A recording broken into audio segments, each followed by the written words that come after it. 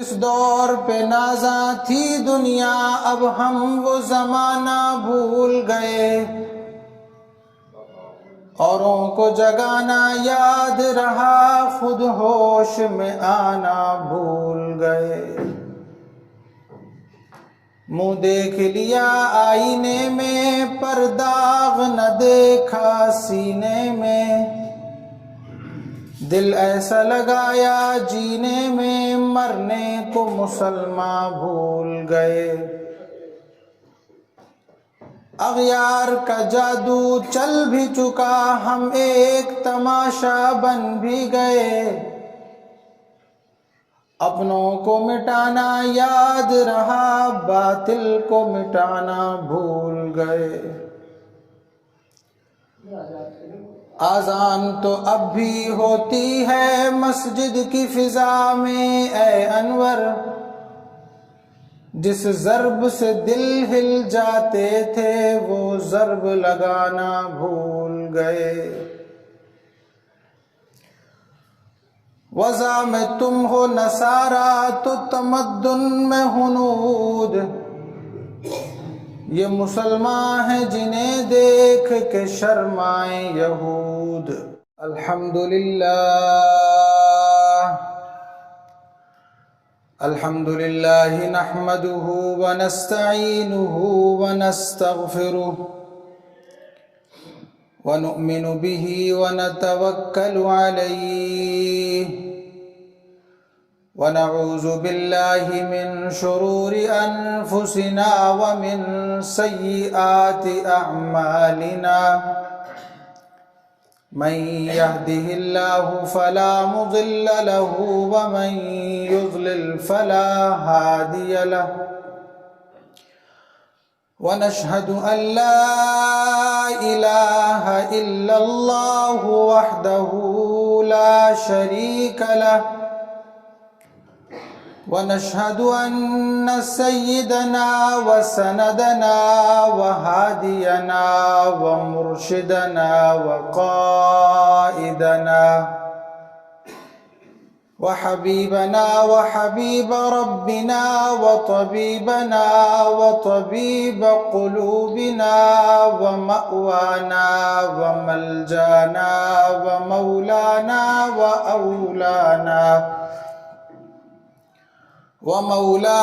وأولانا محمدا عبده ورسوله، أما بعد فأعوذ بالله من الشيطان الرجيم، بسم الله الرحمن الرحيم۔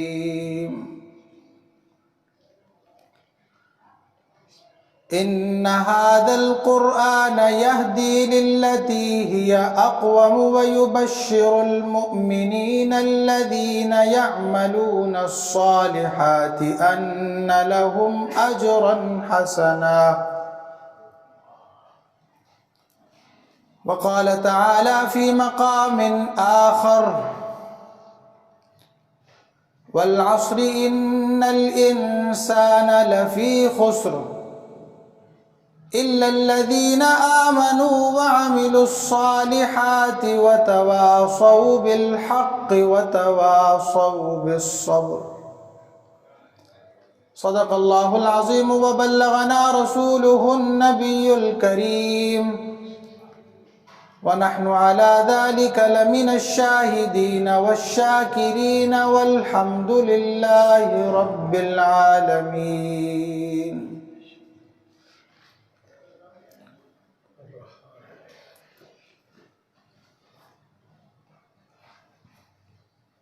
کتاب فطرت کے سرورق پر جو نام احمد رقم نہ ہوتا،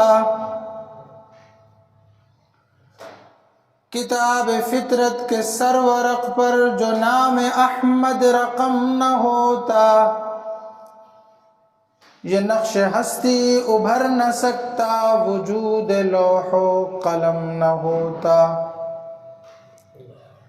یہ محفل کون و مکان نہ ہوتی، جو وہ امام الرسل نہ ہوتا،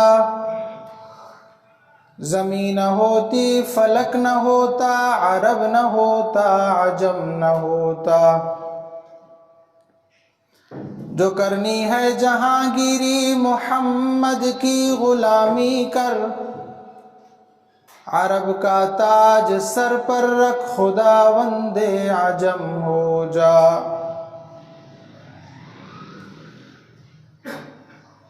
جس دور پہ نازاں تھی دنیا اب ہم وہ زمانہ بھول گئے،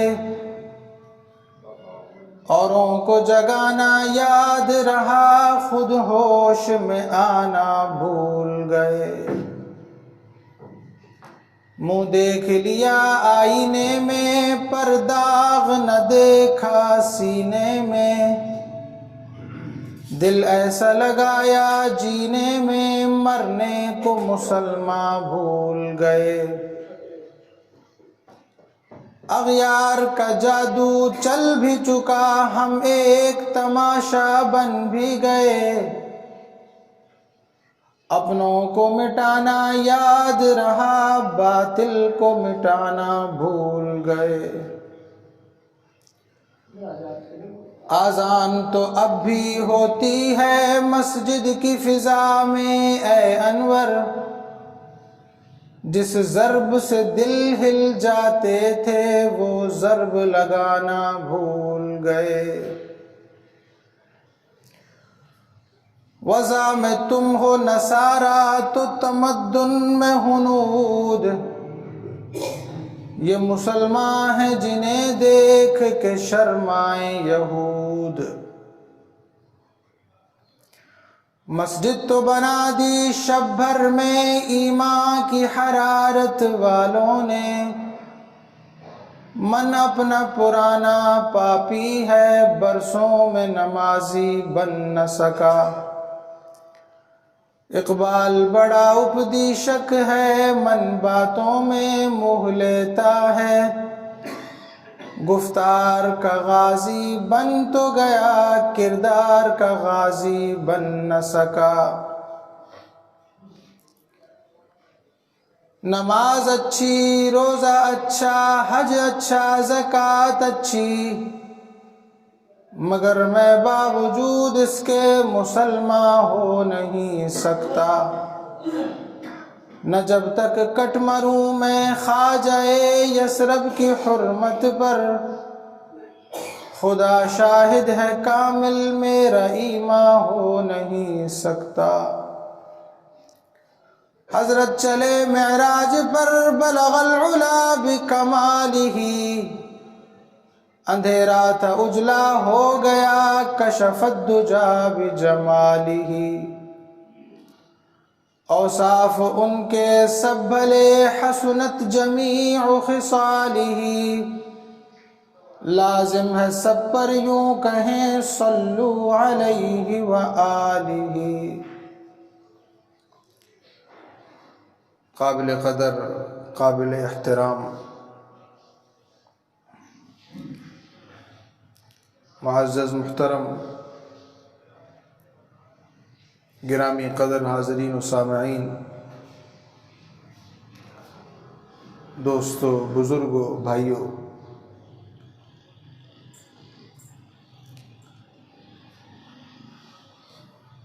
اللہ رب العزت کی اس کائنات میں اللہ تعالیٰ نے اب تک ہزاروں نہیں، لاکھوں نہیں، اربوں نہیں، کھرب لا تعداد بے شمار انسان آدم علیہ السلام سے لے کر اب تک پیدا فرمائے،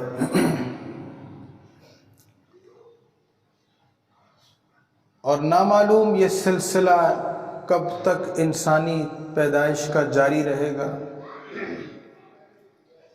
قیامت تک ہزاروں، لاکھوں، اربوں، کھربوں انسان پیدا ہوتے رہیں گے۔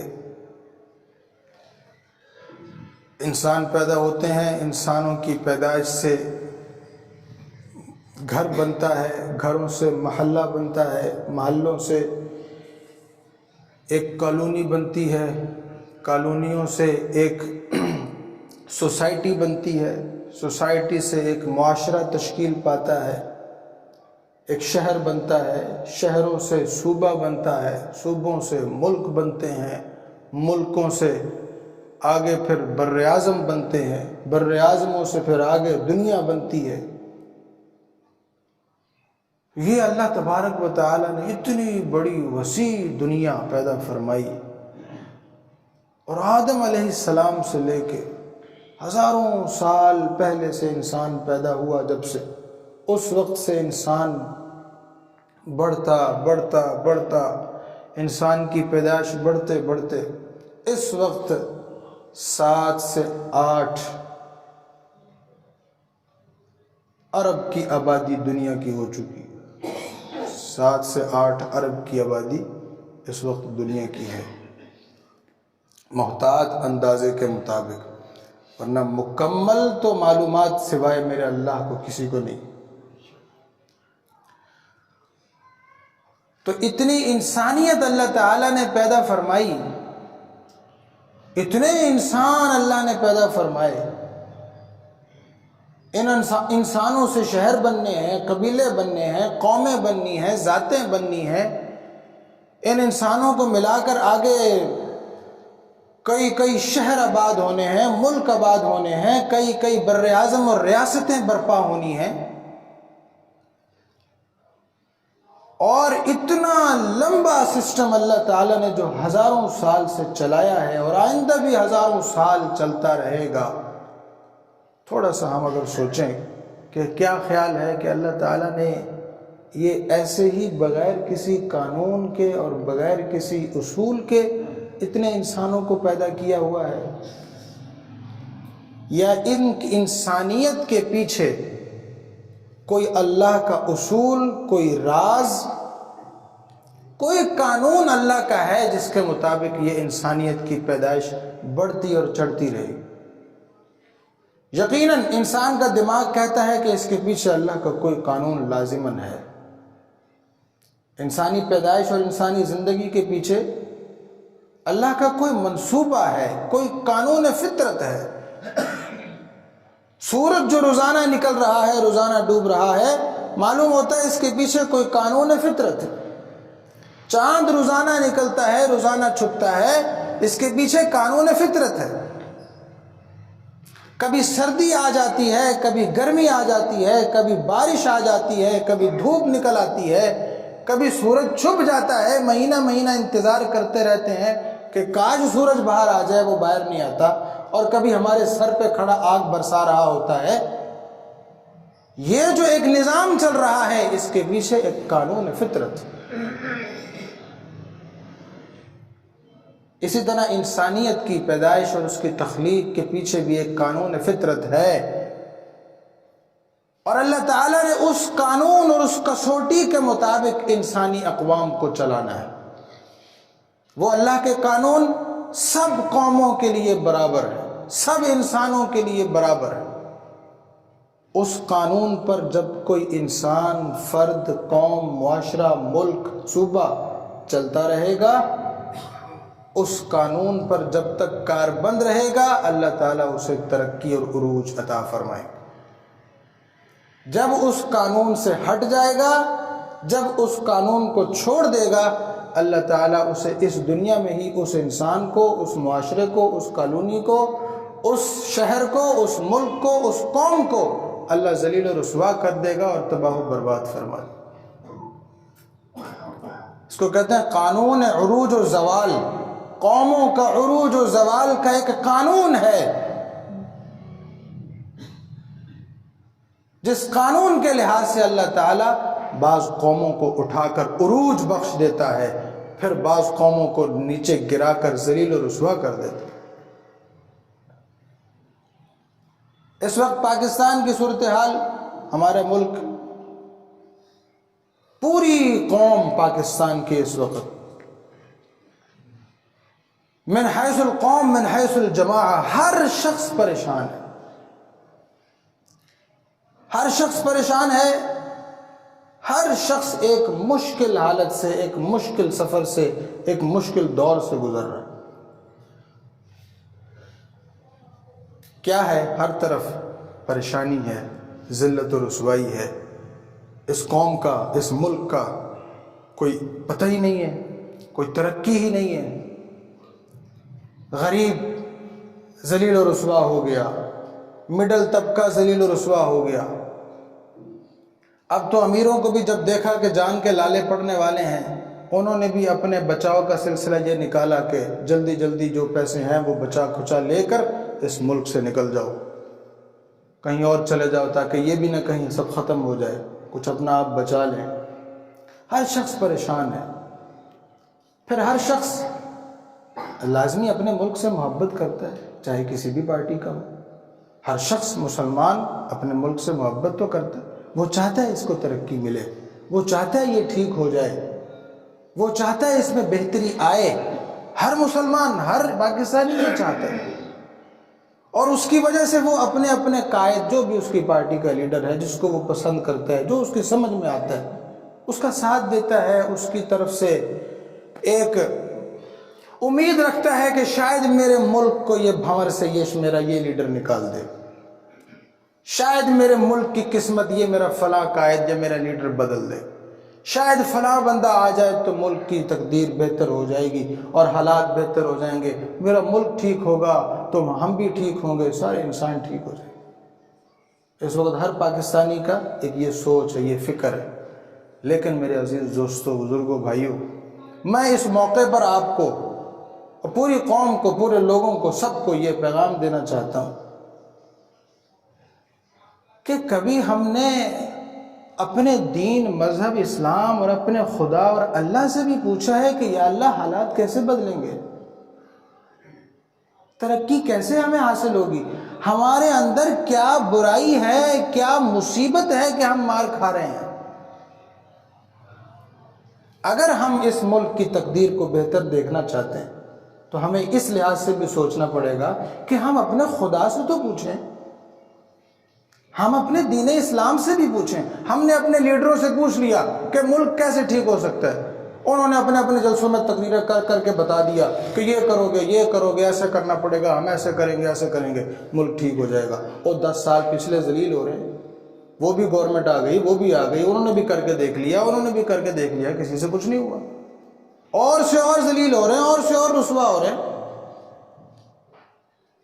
تو ذرا ایک دفعہ ہم ہاتھ باندھ کر، مجبور ہو کر اللہ سے بھی پوچھ لیں کہ یا اللہ آپ بتائیں اسلام اس موقع پر کیا کہتا ہے کہ کس طرح قوموں کو ترقی ملتی ہے، کس طرح قومیں ترقی کرتی ہیں، کس طرح سے لوگ اپنے حالات بدل سکتے ہیں۔ اور میرے عزیز دوستوں، بزرگوں، بھائیوں، یہ سوال ہر مسلمان کے دل میں پیدا ہونا چاہیے کہ یار ہمارا ملک، ہماری قوم کیسے ترقی کر، ہم کیسے اٹھیں گے؟ 100 مشورے تو انسان کے اپنے دماغ میں ہیں، 100 مشورے آپ کو اگلا دے دے گا، جس بندے کے پاس بیٹھو آپ کو 10 مشورے دے گا کہ یہ کرو گے تو پھر قوم اوپر آ جائے گی۔ ہر بندہ نظریاتی طور پہ سیاستدان بھی ہے، لیڈر بھی ہے، اس کو بڑی قوم کی فکر ہے، بڑے بڑے مشورے دے گا۔ خدا کے لیے ایک مشورہ قرآن سے بھی لے لو، ایک مشورہ اللہ سے بھی لے لو، اللہ سے پوچھ لو کہ یا اللہ ہماری کیا مصیبت ہے کہ ہماری یہ قوم 70 سال سے ذلیل ہو رہی ہے، ملک اسلام کے لیے لیا تھا، پاکستان بنایا تھا، ہمارے اندر کیا ایسی برائی ہے جو ہمیں پہلے پتہ تو چلے کہ ہم مار کھائے جا رہے ہیں، کھائے جا رہے ہیں، کھائے جا رہے ہیں، دن بدن پیچھے جا رہے ہیں، ذلیل و رسوا ہو رہے ہیں، ہر طرح کا لیڈر ہم نے دیکھ لیا۔ مصیبت کیا ہے کہ اس قوم کو ترقی نہیں ملتی؟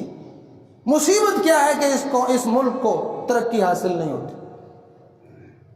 مصیبت کیا ہے کہ ہم کامیاب نہیں ہو رہے؟ آئیے ہم اپنے خدا سے، اپنے اللہ سے پوچھتے ہیں۔ قرآن پاک میں اللہ تعالیٰ نے 400 آیات میں پچھلی 7 بڑی قوموں کا ذکر کیا ہے۔ کتنی قوموں کا ذکر کیا ہے؟ 7 بڑی قوموں کا اللہ نے ذکر کیا ہے جو ترقی کے عروج پر تھے اور اس وقت کی طاقتور قومیں، سپر پاور قومیں تھیں. 7 بڑی بڑی قوموں کا اللہ تعالیٰ نے قرآن پاک میں 400 آیات میں ذکر کیا ہے، اور ان کی ساری سٹوری، ساری کہانی اللہ تعالیٰ نے مسلمانوں کو بتائی. اس لیے نہیں بتائی کہ یہ کوئی کہانیاں پڑھ لو، سن لو، تمہارا دل بہل جائے گا، اس لیے بتائی کہ ان سے عبرت حاصل کرو. اور اس میں اللہ نے بتایا کہ کیسے یہ قومیں اپنی ترقی کی بلندیوں پر تھیں جب ان کے اندر یہ برائیاں آئیں، ہم نے انہیں آسمان سے اٹھا کر نیچے زمین پہ دے مارا. اور اللہ نے اصول بتایا، کذالک نجزی المجرمین، ہم اپنے مجرموں کے ساتھ یہی سلوک کرتے ہیں. جب جب تمہارے اندر یہ برائیاں آئیں گی، آسمان پر بھی ہوئے تو تمہیں زمین پر پھینک دیا جائے گا، اور ہم تو پہلے ہی زمین پر ہیں، ہم تو اور اندر دھسائے جائیں گے. تو میرے عزیز دوستو، بزرگوں، بھائیوں، قرآن پاک سے مطالعہ کیجئے، اس پر پڑھیے. اللہ تعالیٰ نے پچھلی 7 بڑی قوموں کا ذکر کیا. قوم نوح، 950 سال ان کو اللہ کا نبی سمجھاتا رہا. ان کے اندر ایک سب سے بڑی برائی تھی شرک کی بیماری. کیا تھا؟ شرک. کیا تھا؟ ذرا بلند آواز سے بولیں. شرک کی بیماری تھی، شرک کی لعنت. 950 سال اللہ کا نبی انہیں سمجھاتا رہا. جب وہ نہیں مانے، بالآخر تنگ آ کر نبی نے بد دعا کی تو اللہ نے عذاب بھیجا، ورنہ ہو سکتا ہے اللہ زندگی دیتا تو 950 سال اور بھی اللہ ان کو مہلت دے دیتا. پہلی بیماری کیا ہے؟ شرک. اللہ تعالیٰ فرماتے ہیں کہ جب جس قوم میں شرک آ جاتا ہے اور وہ خدا کو بھول کر خدا کی بغاوت پر اتر آتے ہیں، تو پھر میرا فیصلہ ہو جاتا ہے کہ اب اس قوم کو ذلیل و رسوا کرنا ہے، اس کو ختم کرنا. پھر ان کے لیے کوئی ترقی، کوئی معافی نہیں. تو قوم نوح پر اللہ نے عذاب بھیجا، سمندروں کا عذاب، سیلاب، طوفان، بارش، پوری قوم کو ملیا میٹ کر دیا. اب ذرا بیماریاں سمجھتے جائیے گا، کون کون سی بیماریاں جس سے قومیں تباہ ہوتی ہیں. ایک تو ہمارا مسئلہ یہ ہے، ہم اپنے دین کو بھی ایک چونچوں کا مربع بنا کر ایک عجیب سا نظریہ بنایا ہوا ہے. ہمارے ہاں ہر چیز کا حل مذہبی رسومات میں ہم ڈھونڈتے ہیں. نماز، روزہ، حج، زکوٰۃ.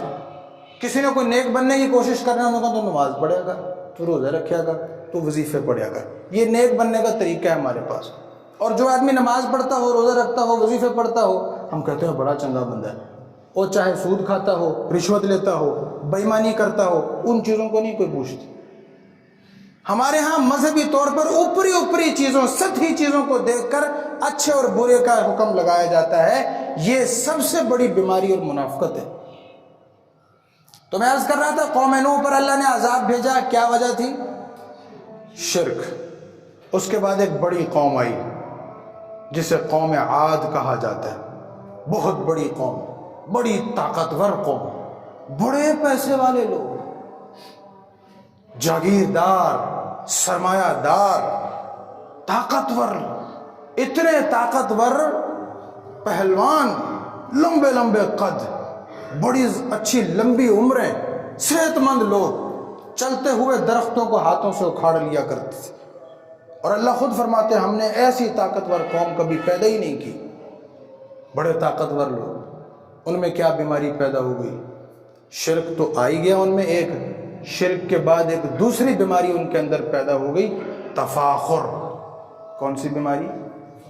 تفاخر، تکاثر، فخر کرنا. اپنے اندر ایک عجب، میرے پاس پیسہ ہے، ہمارے پاس دولت ہے، ہمارے پاس سرمایہ ہے، ہم جاگیردار لوگ ہیں، ہم سرمایہ دار لوگ. اب اس اپنے فخر کو وہ کیسے اظہار کرتے تھے؟ بڑے بڑے محل بنا دیے، پہاڑوں کو چیر چیر کر ان میں عالی شان محل بنا دیے، پورے شہر آباد کر دیے کہ جناب میرا گھر دیکھو، میرا محل دیکھو، میری بستی دیکھو، میرا شہر دیکھو. جو دیکھتا حیران رہ جاتا کہ واہ یار کیا بنایا. دوسرا اس کے مقابلے میں اس سے بڑا محل بناتا، تیسرا اس کے مقابلے میں اس سے بڑا محل بناتا، چوتھا اس کے مقابلے میں اس سے بڑا شہر آباد کر کے دکھاتا. اپنے اس چکروں میں سارے لگے رہے امیر، اور ان کے معاشرے کا غریب آدمی، مسکین آدمی پس گیا، اس کا کسی نے حال ہی نہیں پوچھا، وہ بھوکا مر گیا، اسے روٹی نہ ملی، اور یہ امیر سرمایہ دار جاگیردار ایک دوسرے سے اپنا اپنا محل اونچا بنانے کی فکر میں لگے رہے۔ اللہ اکبر! خدا کو یہ بات نہیں پسند۔ خدا کسی کو دولت دے اور پھر وہ غریبوں کا خیال نہ رکھے، اس کی دولت بھی اس کے لیے عذاب اور اس کے لیے وبال جان بنتی۔ اور یہ مانگا کرو خدا اللہ تعالیٰ حد سے زیادہ دولت نہ دے گی، بہت بڑا عذاب ہے۔ قوم سمود اور قوم عاد کو دولت کی ریل پیل اللہ نے دی، ان کے امیروں نے اپنے محل بنانوں کے چکروں میں پڑ گئے، غریب بیچارہ پس گیا اور ذلیل ہو گیا، رسوا ہو گیا، بھوکا مر گیا۔ ایمانداری سے بتائیے، قوم نوح کے اندر کیا بیماری تھی؟ شرک۔ آج اس ہماری قوم کے اندر شرک ہے یا نہیں ہے؟ شرک کی بیماری ہے۔ دوسری بیماری، قوم عاد کے اندر تفاخر اور تکاثر اور اپنے اپنے محل بڑے بڑے بنانے کی ایک دوڑ تھی۔ ایمانداری سے بتائیے، یہ بیماری آج ہماری قوم میں ہے یا نہیں؟ آپ صرف اس نہر سے پرلی طرف چلے جائیں، زیادہ دور نہ جائیں۔ میں کسی کی ایک انفرادی پر تنقید نہیں کر رہا، قوم کا ایک مزاج بنا ہوا ہے، جس کے پاس پیسہ ہے وہ کہتا ہے میں تو لگا میرے پیسے نے میں لاؤں تینوں کی، اچھے سے اچھا گھر، خوبصورت سے خوبصورت گھر، بس یہی دوڑ ہے اس دور کے انسانوں کی، تیری دیوار سے اونچی میری دیوار بنے، تو نے اتنا اچھا محل بنایا ہے میں تیرے نالوں چنگا بناواں، میں ادھر نالوں اچھا بنانا ہے۔ اے جناب اے چیز اننے کروڑ دا کر رہے، اے بنگلہ اننے دا، آپ جا کے دیکھ لیں، ون سمنا کر، خدا کی قسمیں دل خوش ہو جاتا ہے ویسے کدی کدی دیکھ کے کہ کیا عالی شان گھر بنائے ہیں یار، باہر سے دیکھ کے دل خوش ہو جاتے ہیں، اندر تو انہوں نے کیا لاکھوں روپیہ کروڑوں روپیہ لگایا، اور اسی ایک روڈ کا فاصلہ ہے، ایک روڈ نہر سے اس طرف آ جائیں تو آپ دیکھ لیں غربت اور مسکینی سے لوگوں کا کیا حال۔ اس طرف ہو سکتا ہے کئی گھر ایسے ہوں جو رات کو روٹی کھا کر نہ سوتے ہوں، اور اس طرف ایسے ہیں کہ کروڑوں روپیہ دیواروں پہ چپکا ہوا ہے، اربوں روپیہ دیواروں کی صورت میں کھڑا ہوا ہے، ٹائلیں لگ گئیں، بڑے بڑے محل بنا دیے، عالی شان برانڈڈ چیزیں لگ گئیں۔ یہ کیا ہے؟ یہ انسانیت ہے؟ یہ مسلمانیت ہے؟ عدل و انصاف ختم، تکبر اور غرور پیسے کا، پیسے کی دوڑ۔ قوم عاد اور قوم سمود نے یہ کیا۔ اللہ تعالیٰ نے جبریل کو حکم دیا ان کی بستی کو اٹھاؤ، ایسے اٹھا کے اوپر لے جاؤ آسمان کے پاس، پھر اٹھا کر زمین پہ دوبارہ مار دو، اور پیچھے سے اوپر پتھروں کی بارش کر دی، بھرکس نکال دیا اس قوم کا، ذلیل و رسوا کر دیا، نشان عبرت بنا دیا قیامت تک کے لیے۔ تیسری قوم، قوم لوط، بدکاری کرنے والے، فحاشی کرنے والے، مردوں کے ساتھ عورتوں کے ساتھ ہم جنس پرستی کرنے والے، اپنی خواہش کے غلام، جو ہمارے دل میں آئے گا جی ہم کریں گے، جو ہمیں پسند ہے جی ہم کریں گے، ہمیں ایسے مزہ آتا ہے، ہمیں ایسے سکون ملتا ہے، ہماری یہ مرضی ہم یہ کریں گے۔ قانون فطرت کو توڑا، بدکاری میں، لواطت میں پڑے، فحاشی میں پڑے۔ ان کے نبی نے روکا، خدا کے بندو وہ کیا کر رہے ہو یار؟ اگر تمہارے اندر خواہش ہے تو خدا نے جائز راستہ بنایا ہے، نکاح کرو، شادی کرو، عورتوں کے ساتھ رہو، اپنے جائز طریقے سے خواہش پوری کرو، حرام طریقے میں کیوں پڑتے ہو؟ لیکن نہیں، انہوں نے بدکاری میں پڑے، خدا نے ان کو بھی نشان عبرت بنایا، فرشتے نے چیخ ماری، ان لوگوں کے کان نہیں ان کے دل پھٹ گئے، تباہ و برباد کر دیا اللہ تعالیٰ۔ چوتھی قوم، قوم فرعون، قوم شعیب۔ قوم شعیب، ان کی کیا بیماری تھی، کیا برائی تھی ان کے اندر؟ ناپ تول میں کمی، خیانت، بددیانتی، چوری، بے ایمانی، فریب کاری، انہوں کچھ کہنا ان کچھ کہنا، او کسے پا لینا دینا کسے پا، لین دے اصول اور دین دے، اور وزن میں کمی، دو نمبری، ملاوٹ۔ شعیب علیہ السلام نے کہا خدا کے بندو یہ کیا کرتے ہو؟ بھئی اس طرح تو تم سارے غریب لوگوں کا پیسہ چوس جاؤ گے، پیسہ چوس لو گے، اور ان کو چیزیں ساری غلط دو گے، اور معاشرے کے اندر بے فریب کاری پھیلے گی، پھر جس کا جہاں دا لگے گا وہ کہے گا وہ کرن دیا تو میں پاگا، سارے جو دھوکھا دے رہے ہیں تو میں پاگل ہے، میں اپنا نقصان کرا میں بھی دیا گا. اور ایسے کرتے کرتے پوری قوم کا بڑا گروہ ہو جائے گا. یار یہ کیا فریب کاری بے ایمانی تم نے شروع کی ہے؟ ایمانداری سے بتائیے یہ بیماری بھی اس قوم میں ہے یا نہیں؟ ملاوٹ کرنا، فریب کرنا، خیانت کرنا. خیانت خیانت خیانت کتنا بڑا جرم ہے خدا کے نزدیک، یہ ہمیں کوئی بتاتا ہی نہیں ہے. ہمیں تو یہ پتا ہے نماز نہ پڑھی نہ تو وہ بندہ چنگا نہیں. یہ ہمارا ذہن ہے. جڑا بندہ نماز نہیں پڑھتا وہ نہیں چنگا، جڑا بندہ روزہ نہیں رکھتا وہ نہیں چنگا، جڑا بندہ ٹوپی نہیں پہنتا، داڑھی نہیں رکھتا، مولویوں نے بھی وہ نہیں چنگا. باقی کوئی نہیں بتائے گا کہ یار آپ نمازیں 1000 پڑھ لیں یار، اگر آپ جھوٹ بولتے ہیں، سود کھاتے ہیں، رشوت لیتے ہیں، بے ایمانی کرتے ہیں تو آپ کی نمازوں کا کیا فائدہ؟ نماز تو دین کا ستون ہے، اس کی بنیاد اگر نہیں ہے تو ستون کھڑے کرنے کا کیا فائدہ ہو؟ ہم نے ایک آدمی اسے سمجھتے ہیں نماز جڑا صحیح پڑھے وہ پاویں سود کھاندہ رہے، رشوت لیندہ رہے، بے ایمانی کرے، بدکاری کرے، فریب کاری کرے، اس کے اندر وہ سارے کر دینا جی اس سے بغیر تو گزارا نہیں ہو. لیکن نماز پڑھنی ہے، حاج صاحب نے نماز پڑھنی ہے تو جڑا ہور نہ پڑھے انہیں وہ تو نماز پڑھیا کر رہے چنگا بندہ پر نماز پڑھیا کر. ٹھیک ہے حاج صاحب نماز پڑھیا کریں گے تو دکان دیکھ لو کہ سارا دن جھوٹ ماری جائے گا، کوئی نہیں روکے گا اے جھوٹ نہ ماریا کر، نہیں وکتا نہ وکے شاید جھوٹ نہیں مارنا.